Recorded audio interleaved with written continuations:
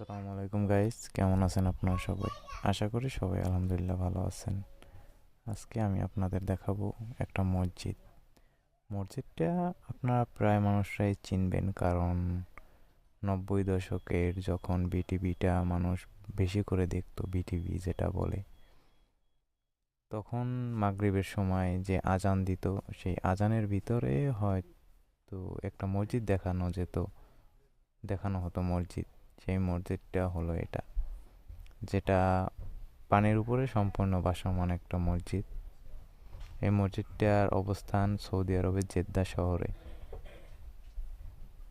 Jeddah শহরে বলতে ভুল, জেদ্দা শহরের সাইডে আর কি, নদীর ভিতরে পানির উপরে এটা ভাসমান একটা মসজিদটা খুবই সুন্দর।